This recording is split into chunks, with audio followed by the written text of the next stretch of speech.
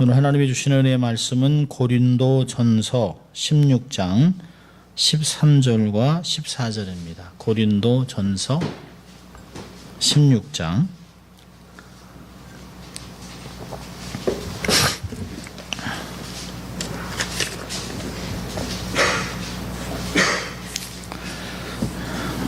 고린도전서 16장 13절 14절 두 절입니다. 우리 찾으셨으면 우리 함께 같이 한번 합독해 봅니다. 깨어 믿음에 굳게 서서 남자답게 강건하여라. 너의 모든 일을 사랑으로 행하라. 아멘. 오늘은 믿음의 삶의 원리라고 하는 제목으로 말씀을 나누려고 합니다. 참 우리가 어떤 사람들이 원리 원칙을 지키려고 하면 그 사람 참 딱딱하게 유두리가 없다라고 합니다. 뭐 그렇게까지 할 필요가 있나. 그런데요, 그 원리는 세월이 지나고 나면 지킬 때 힘이 있습니다. 원리가 무너지면 그때는 괜찮은 것 같은데요, 결과는 완전히 후폭풍으로 돌아옵니다. 이건 사회기관의 파운데이션이에요. 폼이에요. 기본입니다. 이것이 무너지면 어느 조직이든 와해되죠. 한국의 정치가 그런 거 아닙니까? 지금 국정농단 이번에 한국에서 이렇게 나온 그 총리부터는 모든 내각들은 다 그렇게 몇 가지씩 걸려요. 그리고 이렇게 어떤 면에서는 깨끗한 사람은 한국에서 정치를 할 수 없구나. 아니면 이런 사람들은 한국에서 발을 붙일 수가 없겠다. 그런 생각들을 합니다. 기본적으로 위장 전입 많이 했고요. 또 병역 기피, 탈세, 대단하죠. 그러면서 한국에서 어떤 분이 그런 글을 올렸어요. 이런 5가지에 걸리지 않는 사람이 누가 있겠느냐. 다 그런 거 아니냐. 털어서 먼지 않는 사람이 어딨냐. 라고 당연하게 글을 올렸는데요. 그 밑에 수천 개가 올렸습니다. 나는 그렇게 살지 않습니다. 그러지 않은 사람도 있다는 거예요. 그러면서 마치 그것이 성공의 어떤 그 요소같이 사람들이 했다는 거죠. 원칙을 지키지 않는 것이 마치 그렇게 원칙을 지켜가지고는 언제 돈을 버냐.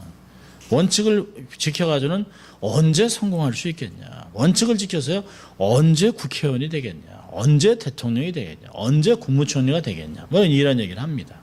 또 요새 사드 때문에 막 얘기를 하잖아요. 근데 한쪽으로 읽어보면 사드는 한 패키지가 6개입니다. 그러니까 모를 수가 없다는 거예요. 또 한쪽에서는요, 보고 안 했다. 그래서 이낙연 그 총리를 세우기 위해서 또 이게 물타기를 하고 그러면서 이게 원칙이 전혀 없는 것 같아요.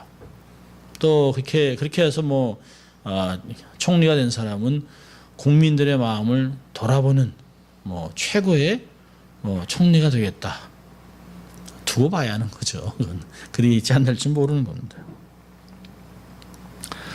최근에 어저께 정유라 드디어 돌아왔습니다. 아주 젊을 때 했던 얘기지만 사실은 많은 젊은이들에게 아주 그냥 좌절감을 안겨준 돈도 실력이다. 돈 없는 내 부모나 탓해라. 이제는 자기가 잘못했다고 얘기합니다만은 잘못한 표정은 아닌 것 같아요. 어느 나라에 핀란드인지 어느 나라에 돌아오면서 이렇게 오면서 보니까 스마일 탁 셔츠 그걸 이제 가리긴 했습니다만은 아주 의기양양하게 억울하다, 잘못한 게 없다, 이렇게 하고 왔습니다. 그러니까 이 사람들은 원리 원칙은 자기가 원리예요. 자기가 좋으면 원리 원칙이고, 정치하시는 분들, 정치하는 사람들을 보면 남들이 하면 불륜이고 자기가 하면 로망이고 이런 것들이 지금 계속해서 반복되고 있습니다. 고린도 교회 대단한 교회입니다. 고린도 교회는 은사도 많았습니다. 능력도 많았습니다. 사람도 많았습니다. 또 당대 최고의 도시 안에서 내노라 하는 사람들이 얼마나 많이 모였는지 몰라요.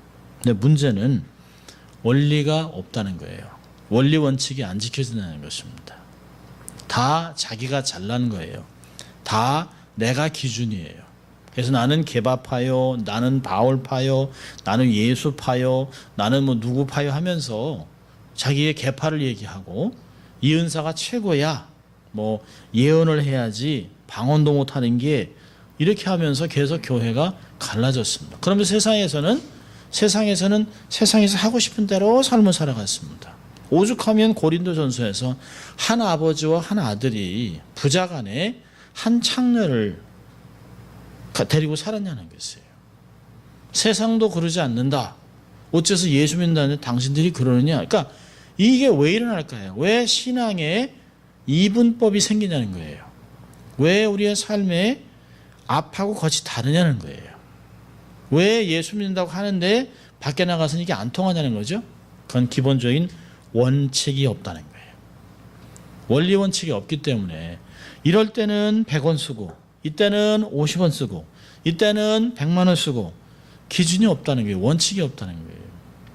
신앙에서 자꾸 우리가 외식하는 이유는 기준이 없는 거예요. 왜 우리의 삶에 어떤 사람은 참 부끄러움을 느끼는데 어떤 사람은 부끄러움을 안 느낄까요? 원칙이 다른 거예요. 원칙이요. 똑같이 예수를 믿는데 거짓말하거나 도둑질하거나 그러면 가슴이 철렁철렁하고 두근두근 하면 두려워야 되잖아요. 그러니까 양심에 화인을 맞은 사람들의 특징은 전혀 두려움이 없어요.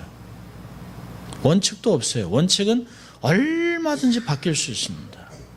사실은 그런 사람들이 무서운 거예요. 법은 얼마든지 바뀔 수 있다.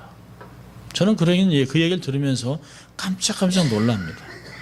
이게 이제 일반 사회에서도 그런 일이 있지만 노회를 하면서 목회자들이 모여서도 법이요 그랬는데 법이 뭐 늘 그래도 어느 정도 유두리 있는 거 아닙니까? 그럼 저희 같은 사람은 법에 유두리가 있나? 하는 생각을 합니다. 55마일로 달리는데 60마일 하면 티켓을 먹여야 되잖아요. 그럴 수도 있지. 밟다 보면. 근데 그 법은 그렇게 하지 않습니다. 원칙은 딱 지키는 것이에요. 대통령이 하든 누가 하든지 법은 법입니다. 오늘 그 고린도전서에서는 고린도서에서 쭉 여러 가지 경고를 하고 권면을 하고 위로하고 한 후에 고린도서 마지막에 경고를 하는데요. 아주 정확하게 얘기를 합니다. 아주 정확하고 명확하게 권면을 하고 있어요. 4가지 얘기하잖아요. 깨어있으라. 믿음에 굳게 서라. 남자답게 강건하여라. 모든 일을 사랑으로 행하라. 딱 4가지로 요약을 해줍니다. 그래서 저는 이게 읽으면서 이게 얼마나 간단하지만 이게 얼마나 어렵냐는 거예요. 이게 아주 간단하지만 고린도 전서에서 사도 바울이 얘기하고자 했던 핵심적인 부분입니다. 자, 한번 볼까요? 하나씩 볼까요? 믿음의 삶의 원리의 원칙은 첫째로 늘 깨어있는 것입니다. 여기 깨어있다라고 하는 게 영어로 보니까 be on your guard 그렇게 되어 있습니다. 그런 거 보면 군대 용어입니다. 일반적인 단어가 아니에요. 자, 이 말은 특별히 죄에 대해서 주님의 오심에 대해서 경각심을 갖고 살라는 거예요. 경각심을 갖고. 옛날에 그런 말이 있었잖아요. 서울에 가면 눈 감으면 고백한다. 그런 얘기를 들었고 자랐는데 요즘은 눈 뜨고 있어도 고백합니다. 눈 뜨고 있어도. 요즘은 전화에 잘못되게 누르면 막 돈도 나가고 막 잘못된 것도 들어오고 눈 뜨고 막 당하는 거예요. 눈 뜨고요.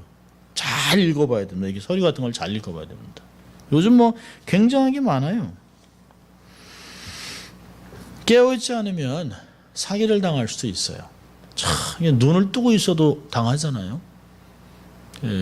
뉴스에 보니까 16살짜리 여자아이가 우버 운전사를 칼로 찔러 죽였어요.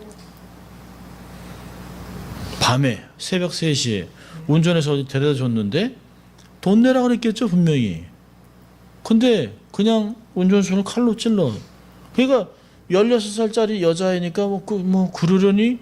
근데 그냥 그래가지고 그 운전수가 비명을 주니까 동네에서 나왔죠. 얘가 건물 뒤에 숨어 있다가 잡혔습니다. 손에 막 피가 묻어 있고.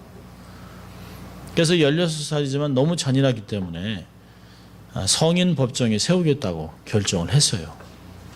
이게 뭐 요즘 같으면 한인타운에서 총기 사고로 죽고요. 이러니 뭐 이게 뭐 밤에 나가기도 그렇고 낮에도 그렇고, 우버 운전사들은 또 얼마나 힘듭니까? 먹고 살기 위해서 정말 밤에 단잠을 자야 되는 새벽 3시에 부르니까 그 돈을 벌기 위해서 갔다가 그냥 생명을 잃는 거예요. 이게 참, 그러니까 이게 참, 이 깨어있다는 게 눈만 멀뚱 떠 있어 되는 게 아니에요. 그게 뭐 이 정신을 차렸다 이거 정도 갖고는 안 되는 거예요. 저는 이제 가끔 이제 다큐멘터리를 보면서 이제 주로 이라크, 아이시스 이런 다큐멘터리를 봅니다. 근데 옆에 있는 동료를 보다가 그냥 맞아 죽어요. 그 사람 분명히 얘기를 하거든요. 그 옆에를 볼 때는 반드시 그 벽 밑에 숨어서 얘기하라고 그러는데요. 막 총알이 날라오니까 그 사람 위험하니까 조심하라 하다가 여기 막 그냥 가는 거예요. 그걸 보면서 세상이 전쟁터랑 큰 차이가 없구나. 저기서 저기 총 맞아 죽지만 여기서는 우리 그냥 심장에 그냥 칼을 꽂는 말들, 그냥 안 좋은 것들, 감정들이 그냥 막 용소음을 칩니다. 금방 큰 사고를 당할 수도 있어요. 잠시 잠들었다가는, 우리가 정신을 놓고 살았다가는, 멍하고 살다가는 그냥 이런 세상에서 영적으로 잠들었다가는 죽는 것이에요. 많은 사람들이 주님이 가까이 오심에 대해서 이런 때에 죄에 대해서 깨닫지 못합니다. 그냥 이 땅에 사는 것에만 마음이 뺏겨 있어요. 어떻게 하면 잘 살까? 어떻게 하면 편안하게 살까? 어떻게 하면 돈을 모을까? 어떻게 하면 빠져나갈까? 그런데 하늘에 대한 것은 다 잊어버리고 살아갑니다. 너무 분주하니까요. 뭐가 제일 중요합니까? 하늘에 있는 것이 가장 중요한 것이, 누가복음 12장에서도 그러잖아요. 세상에 있는 거 다 가지면 뭐예요? 오늘 저녁에 내 생명을 가져가면 이 모든 것은 누구의 것이 되겠느냐라고 얘기를 합니다. 누가복음 21장 34절에서는 너희는 스스로 조심하라. 그렇지 않으면 방탕함과 술취함과 생활의 염려로 마음이 둔하여지고 뜻밖의 그날이 덫과 같이 너에게 임하리라. 덜컥 걸리는 거죠. 비슷한 거 이렇게 들여다보고 비슷한 거 자꾸 만지고 비슷한 거 손대고 이렇게 가고 듣고 이렇게 하다가 덜컥 걸리는 거죠. 되게 재밌습니다. 낚시하는 사람들이 얘기하는데요. 낚시를 해서 딱 해서 작으니까, 그래서 안 돼서 이렇게 낚싯바늘을 이렇게 빼다 보면 이놈이 여러 군데 찔려 있는 거예요. 그러니까 이게 얘는 습관적으로 그 베이트를 이것도 물어보고 저것도 물어보고 해가지고 이게 먹으면 죽는다는 걸 모르는 거예요. 자꾸 풀어주니까 결국은 죽죠. 그러니까 그 사람이 그러더라고요. 놔주면 또 그럴 거니까 에라 해가지고 그냥 해서 회쳐서 먹었다고 그러더라고요. 이게 참 우리가 자꾸 이렇게 세상에서 막 유혹하는 걸 안 하려고 하다 덥석 물면 그냥 가는 거죠. 눈이 띄어 있어도 육안만 갖고는 못 사는 거예요. 죄의 유혹에 넘어가지 않고 바른 행실에 깨어 있어서 주님이 오실 때 정말 부끄러움 없이 주님을 맞이해야 됩니다. 단순히 잠에서 깨어나는 것을 의미하는 것이 아니라 영적 각성을 의미하는 거예요. 바울은 군사 용어를 사용합니다. 자, 이 두 가지를 얘기하는데요. 첫째는 종말론적인 각성입니다. 주님의 재림이 가깝기 때문에 깨어 있어야 돼요. 주님이 이제 오시기 때문에 오시고 계세요. 지금 오시고 계세요. 주님은 종말에 대해서 계속해서 반복해서 깨어 있으라.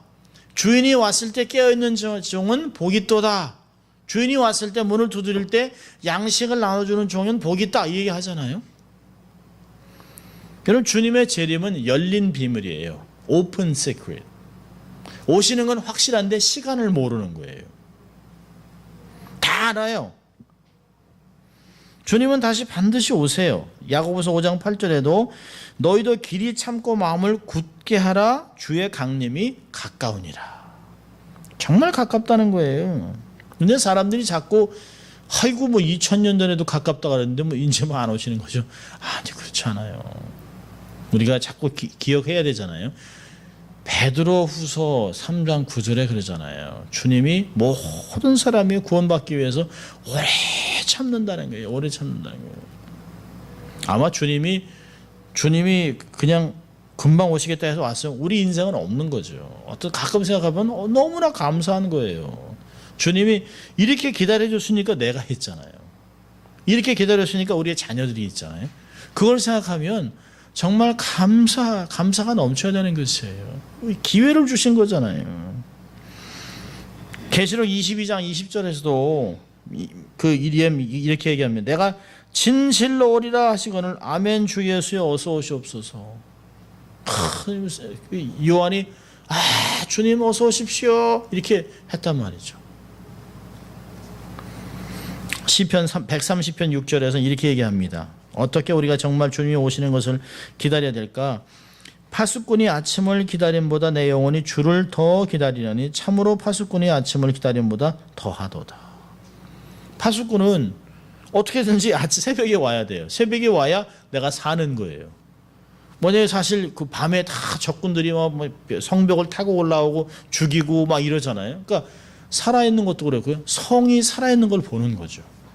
그러니 이 밤에 잘 지나 새벽을 본다는 게 파수꾼은 얼마나 감사한지 몰라요.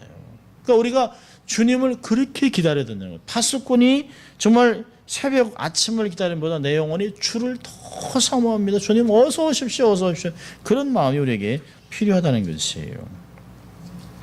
또 하나는요. 이게 우리는 종말적인 각성도 필요하지만 마귀론적 각성이 필요합니다. 때가 되면 마귀는 자기의 시간이 얼마 남지 않은 것 때문에 정말 사자가 포효하는 것 같이 그냥 이렇게 우리를 막 잡아먹으려고 막 두루 돌아다녀요. 두루 돌아다니니까 조심하라고 그럽니다. 조심하라고. 경고를 했어요. 베드로전서 5장에서는. 아주 다양한 방법으로 접근해서 실족시키죠. 돈, 섹스, 명예, 자녀들의 문제 뭐 다양한 걸 가지고 우리의 삶을 흔들어 놓습니다. 그러니까 우리의 삶에 평안을 뺏어가잖아요. 염려하게 하고 걱정하게 하고 불안해하고 또 자꾸 없는 것에 대해서 막 욕심을 내게 하고 탐욕을 부리게 하고 분노하게 하고 짜증내고 원망, 좌절, 낙심 막 이런 것들은 막 우리의 삶에 계속 던져놔요. 아니 뭐라도 걸리라는 거예요. 뭐라도요. 근데 우리는 꼭 걸리는 것만 걸려요. 그 생선같이 꼭 그거만 문다고요. 떡밥을 하든지 뭘 어떤 건 가짜 지렁이를 하든지 뭐든지 그거만 멀려요. 그러니까 우리한테 던지면 그걸로 걸리는 것이죠. 분노라든지 짜증을 하든지 뭐든지 합니다. 그러니까 깨어서 사단의 동태를 살펴 대적해야 돼요. 오감을 자극하기도 하고 우리의 마음을 확 무너뜨리기도 하고 삶을 막 넘어뜨립니다. 요즘 세상이 얼마나 좋아요. 세상 말로 한다면 너무 좋은 게 많죠. 요즘 이제 자동차를 이렇게 막 80피트 밑에 내려가서 이제 굴을 뚫어가지고서 자동차를 달리기도 하고 그러는데 너무 기계들이 너무너무 기가 막힌 게 많아요. 어떻게 그게 땅굴 같은 거 이렇게 파가지고 여기 전철이 다니게 할까? 근데 기계가 엄청난 기계가 이게 이렇게 무쏘는 것 같은 이런 걸로 이게 딱 막 흙을 이렇게 갈아요. 흙을 갈면 흙은 한쪽으로 나가고 그 안에서 시멘트 기계가 와서 시멘트로 톡톡톡톡 이렇게. 그러니까 우리가 LA에서도 이게 지하철을 만드는데 언제 만드는지 모르게 만들었어요. 요즘 오토바이를 이렇게 가방에다가 이렇게 담아가지고 이렇게 딱딱딱 피고 그러면 오토바이가 된답니다. 별의별 세대를 다 살고 있어요. 그런데 미국에서 제일 많이 팔리는 약은 무슨 약일까요?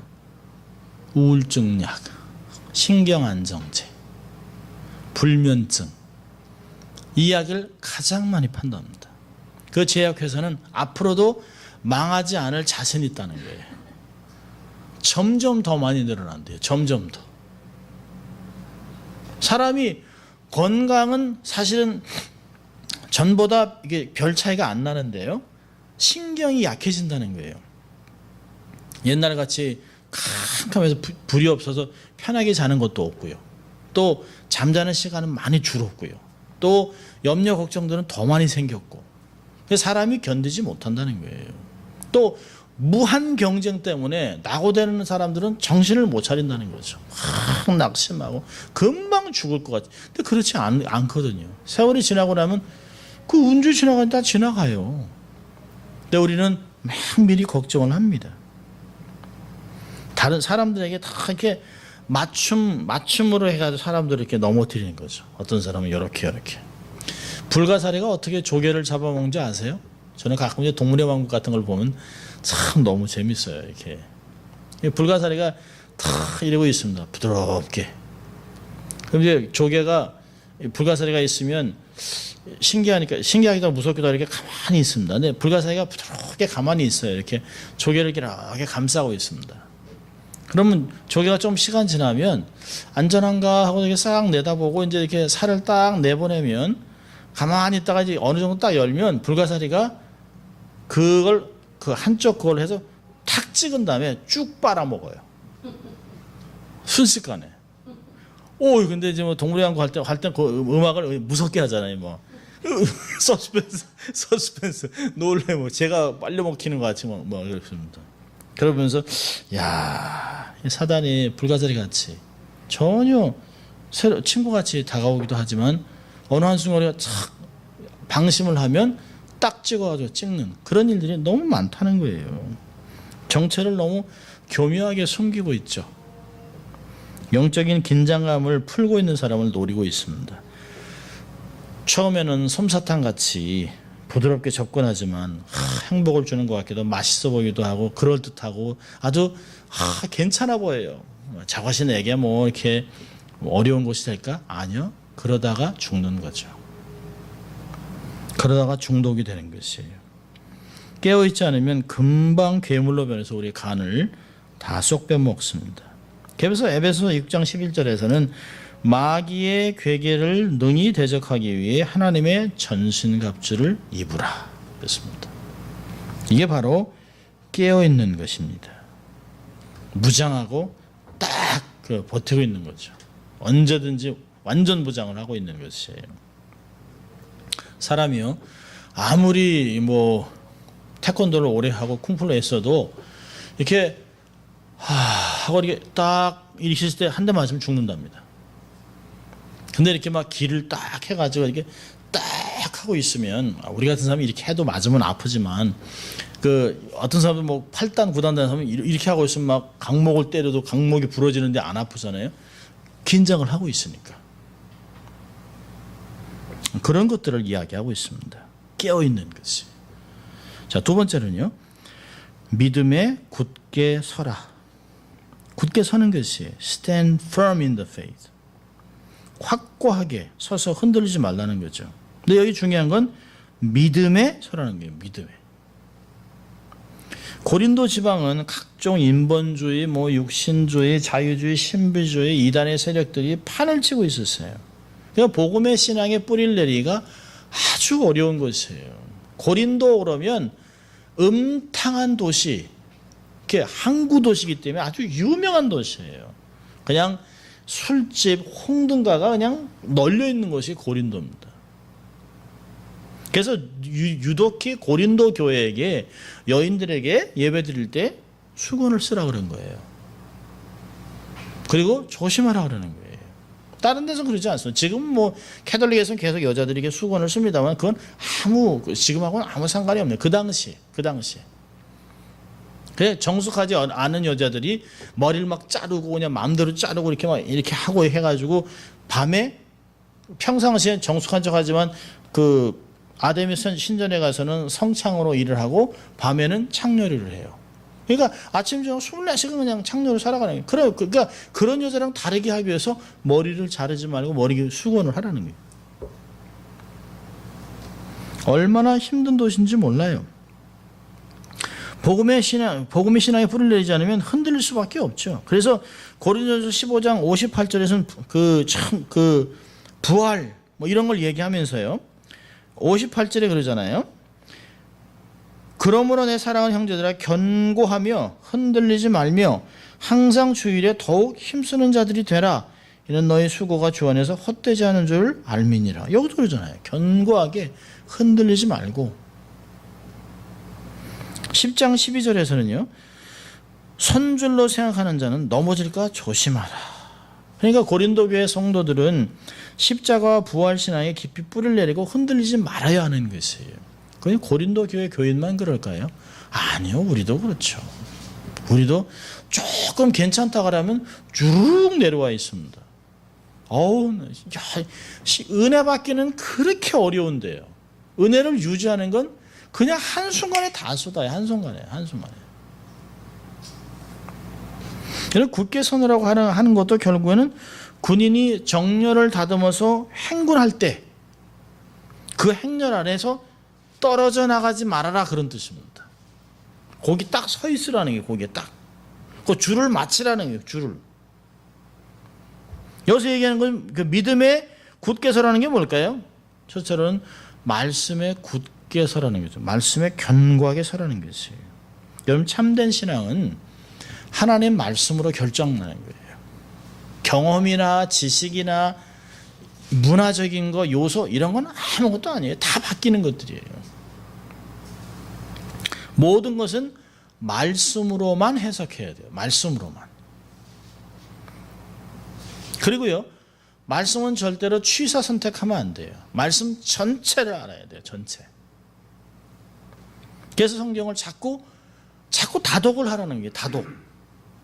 성경을 읽다 보면 창세기부터 계시록까지 밑에 다 흐르는 줄기가 있어요. 이게 하나님의 주권, 하나님의 절대 주권이 모든 것이 다 연결되어 있습니다. 그러니까 성경 읽다 보면 조금 편중되게 읽은 사람만 그렇지 성경이 창세기도 계시록도 동일한 얘기 하네요. 창세기에서도 결혼식, 계시록에서 결혼식, 예수님도 결혼식 다 동일한 걸 얘기하는 거예요. 그러니까 성경은 성경으로만 해석하되 성경 전체로 삶을 해석해야 되는 거죠. 말씀을 떠난 믿음은 있을 수 없어요. 그러니까 말씀 없는 훈련은 그건 영성 훈련이 아니에요. 그럴 수가 없어요. 자신의 경험을 가지고 하나님의 말씀이 틀렸다고 그러는 사람은 정말 어리석은 사람들이에요. 내가 이렇게 살아보니까 60, 70 살다 보니까 말씀 별거더만요. 저는 이렇게 놀래요. 저 사람이 하나님 앞에서 어떻게 하려고 저렇게 얘기를 하나. 어떤 장로님 그러더라고요. 말씀도 틀린 거 있더만요. 이렇게 오래 살다 보니까 제가 여기 거의 입이 장로님 맞으세요? 기독교인 맞으세요? 이렇게 물어볼 뻔했어요. 제가 너무 놀라가지고 가만히 그냥 눈만 껌뻑껌뻑 하고 있었습니다. 더 나가서 그 사람은 또 그 얘기 하더라고요. 공자님 말씀에 비춰보니까 성경이 괜찮아요. 아무리 자기가 그 동양 철학을 좋아해도 그렇죠. 어떻게 공자 말씀하고 말씀을 비교해가지고 그 뭐가 기준이에요, 뭐가. 참 너무하더라고요, 정말. 잘못된 거죠.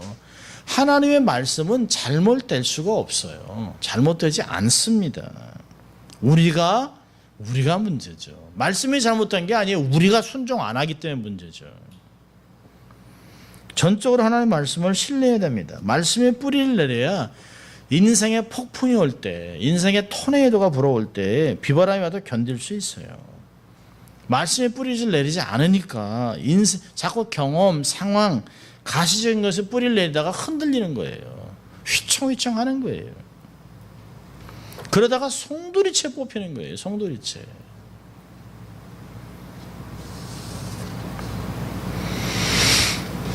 마태복음 그 산상수훈을 마치면서 마태복음 7장 24절 27절까지 예수님이 이렇게 얘기하셨잖아요.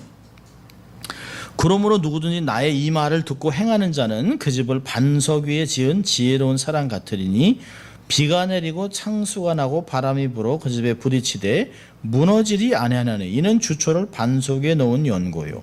나 이 말을 듣고 행치 아니하는 자는 그 집을 모래 위에 지은 어리석은 사람 같으리니 비가 내리고 창수가 나고 바람이 불어 그 집에 부딪힘에 무너짐이 심하니라.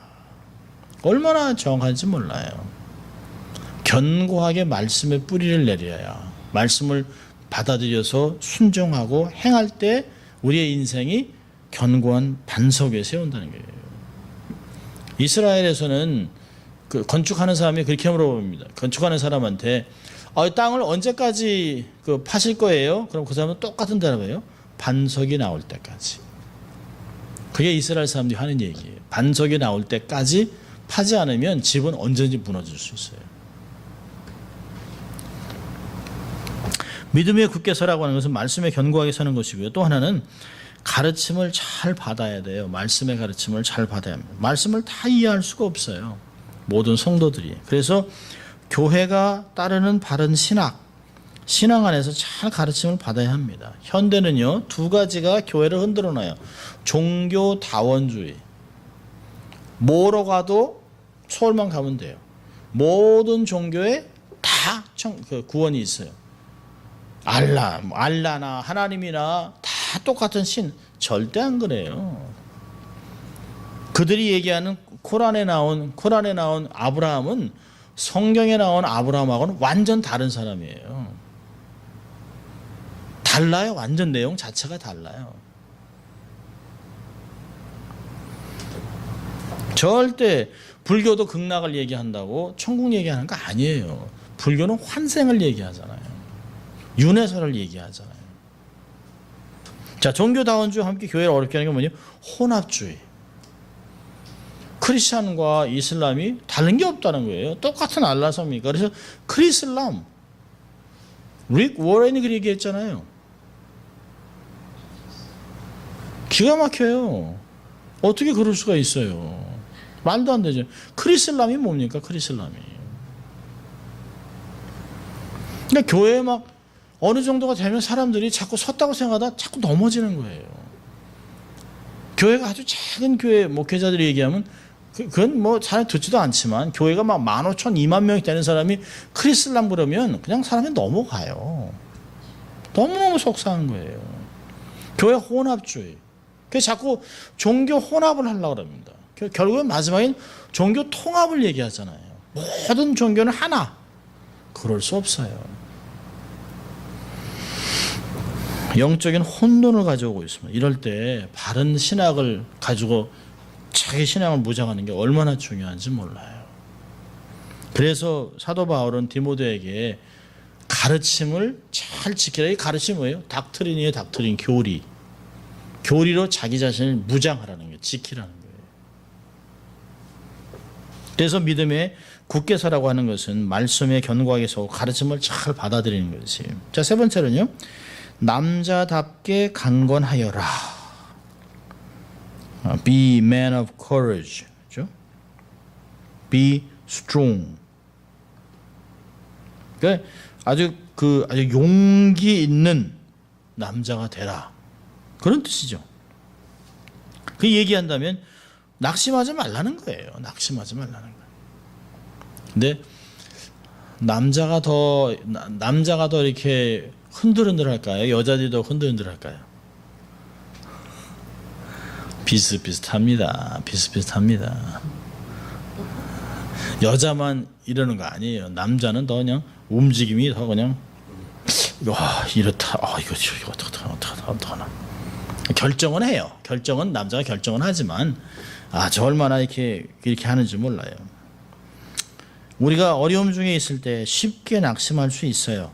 근데 성경은 낙심하지 말고 주님을 의지하라는 것이에요. 사단은 우리가 낙심하기를 바라죠. 마음이 그냥 뚝 떨어지기 바라는 거죠. 주님을 있다. 뭐 신앙생활 해도 그게 그거네. 뭐 기도해도 뭐 기도 응답 안 되고. 뭐 나 같은 인간한테 뭐 무슨 하나님이 복을 주겠어. 아니요. 저는 그런 얘기 들으면 하나님이 우리를 얼마나 사랑하시는데 그런 얘기를 해요. 하나님 얼마나 우리를 사랑합니까? 우리 머리카락도 다 세신 받았는데.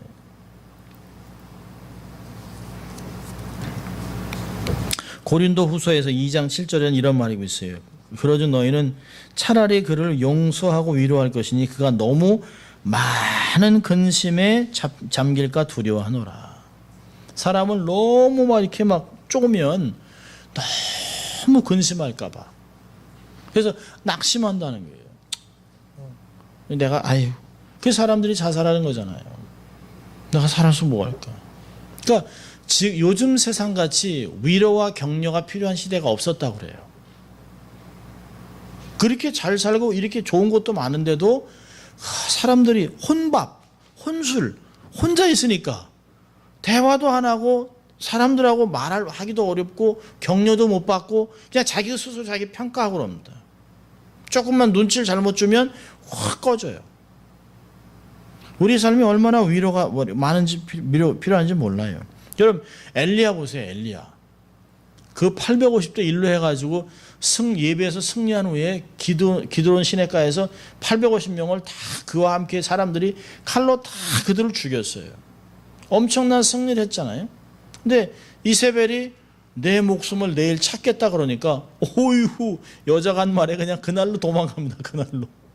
그날 도망가가지고 차라리 죽는 게 좋겠습니다 이러고 있습니다. 그러니까 하나님이 찾아오셔가지고 네가 왜 여기 있느냐, 여기서 뭘 하고 있느냐, 네가 여기 있을 게 아니잖아 얘기합니다. 그래서 마지막 사역을 줘요. 그리고 엘리사 사역은 그걸로 끝입니다. 근데 하나님이 엘리야를 떡도 주고 물도 주고 격려하고 그를 그렇게 격려하시잖아요. 참 이게 여자가 아름다움의 상징이라면 남자는 강함의 상징입니다. 여기서 만약에요, be a woman of courage, 여자같이 강건하여라, 이렇게는 안 했어요. 남자같이 강건하라. 누구같이요? 예수님같이, 하나님같이, 믿음의 사람들같이, 사도들같이, 믿음의 선조들같이 그 얘기를 하는 거예요.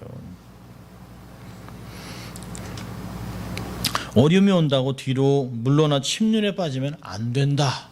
하나님이 기뻐하지 않는다. 히브리서 10장 39절 얘기합니다. 하나님이 뒤로 물러나서 아이고 하고 포기하고 자빠지는 것을 하나님 원치 않는다는 것이에요.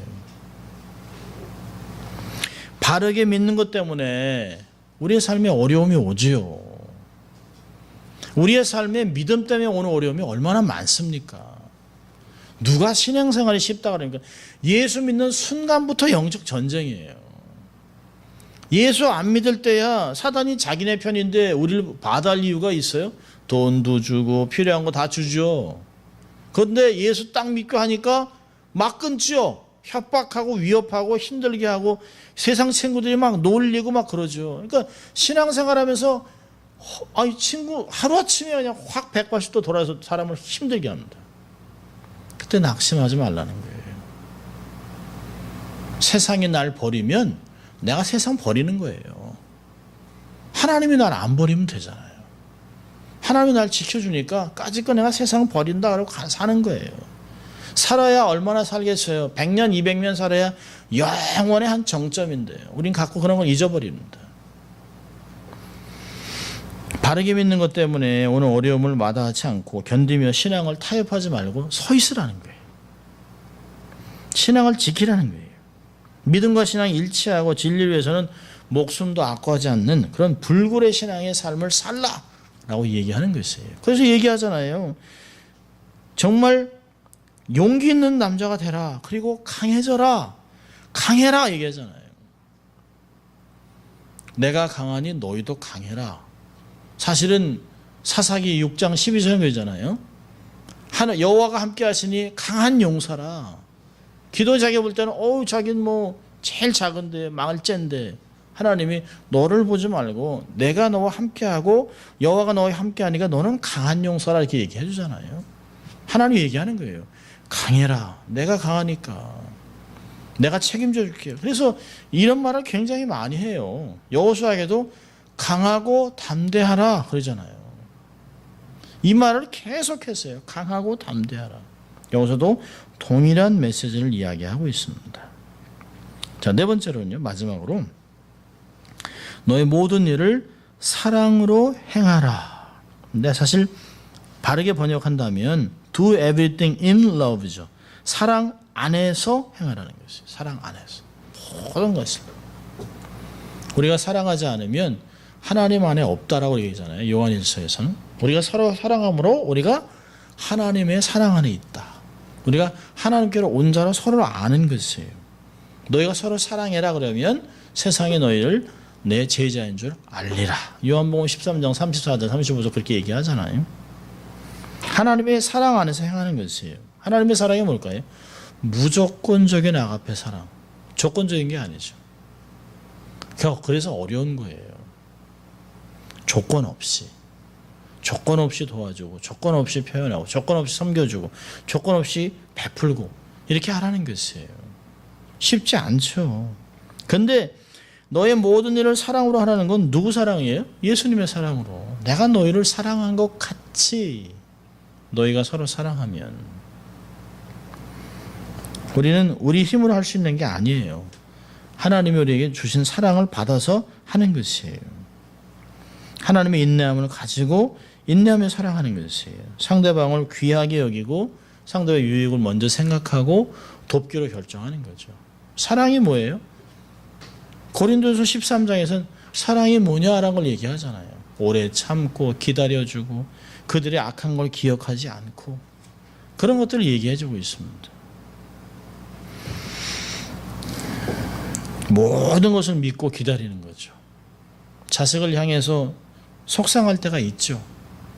자식을 바라보면서 기대치가 우리는 많잖아요. 이렇게 했으면 좋겠다. 근데 어느 정도는 자꾸 기대치가 자꾸 낮아져요. 낮아지다가 아이고 저게 그냥 이럴 때가 온단 말이에요. 그래도 부모의 사랑은 뭐예요? 품잖아요. 그게 하나님의 사랑을 생각하는 거예요. 가끔 이렇게 자식을 위해서 뭘 해주면서 아무것도 요구하지 않았어요. 아무것도 요구하지 않았는데도 제 아내는 이제 아들이 이제 그 미시간에서 이제 왔으니까 뭐 엄마 뭐 해줘 이렇게 얘기도 안 하는데 이놈을 뭘 해줄까 하루 종일 생각하는 거예요. 그래서 가끔 속으로 저렇게 한 100분의 1만 나를 생각하면 나는 뭐 해달라고 해도 안 해주면서 이거 보면 참 자식을 위해서 뭘 해주면서 그렇게 기쁜 거예요. 그래서 아내랑 갖고 얘기하는 거죠. 야 이게 하나님의 마음이라는 거죠. 정말 이렇게 해주면서도 기쁜 것. 근데 이게 어떤 이게 사랑이 있기 때문에 베푸는 게 아깝지 않은 거예요. 우리가 정말 서로 사랑하면 우리가 정말 그 세상을 사랑하는 것이 아니라 정말 세상 안에는 잃어버린 영혼 또 우리가 교회 안에 있는 성도들을 사랑한다면 주는 게 기쁠 수밖에 없는 거예요. 너무 좋다. 이렇게 막 2주 전에 우리가 데스칸스 가든 갔을 때도 권사님 좋아하시는 거예요. 너무 좋은 거예요. 너무 좋은 거예요. 얼마나 좋은지 몰라요. 이게 성도의 교제라는 게 이런 거 아니겠나 하는 생각들을 합니다. 주님이 우리를 사랑해서 십자가 고난을 지셨던 걸 생각하면 우리도 어느 정도는 희생을 해야 되겠다. 그렇게까지는 못하지만 우리가 예수님이 아니기 때문에 그렇게 하진 못하지만 어느 정도 우리도 베풀고 나누고 좀 손해보고 삶을 살아야겠다. 그러니까 조건은 사랑 아니에요. 사랑 밖에서는 따질 수 있어요. 사랑 밖에서는 이문을 생각할 수 있어요. 사랑 안에서는 모든 게 다 기쁨으로 가는 것이에요. 오늘 고린도전서 16장 13절 14절에서 이야기하잖아요. 모든 것 다 경쟁하고 이런 어려운 문제 속에서 딱 내려놓고 깨어 있어라. 믿음으로 굳게 서서 남자답게 용기 있게 강건해지고 너의 모든 일을 사랑 안에서 행하라. 그러면 싸우겠어요? 안 싸우죠. 사랑 안에서 하면 서로 이렇게 막 경계하겠어요? 경쟁하겠어요? 안 하죠. 그런 걸 보면서 우리도 다시 한번 말씀을 통해서 이런 것들을 우리 삶에 적용하고 한 주간 살아간다면 하나님이 영광 얻으시고 또 우리의 주위가 우리 때문에 기쁘고 밝고 행복한 시대가 되지 않겠는가 생각하면서 최선을 다해가는 우리가 될 수 있기를 주의 이름으로 축원합니다. 기도하겠습니다. 하나님 아버지 감사합니다. 오늘도 저희들을 말씀 앞으로 초청하시고 이 마지막 때에 우리가 정말 어떠한 모습으로 살아가야 될지를 우리를 다시 한번 격려하시고 또 교훈 주심을 감사합니다. 하나님, 세상에 있는 경험이나 감정이나 어떤 경험을 지식을 갖고 살아가는 것이 아니라 주의 말씀을 기준으로 살아가서 하나님께 영광 돌리고 귀한 인생에 대해 주의 많은 사람을 복되게 하는 저희들 될 수 있도록 하나님 축복하여 주시옵소서. 감사하고 예수님 이름으로 기도합니다. 아멘.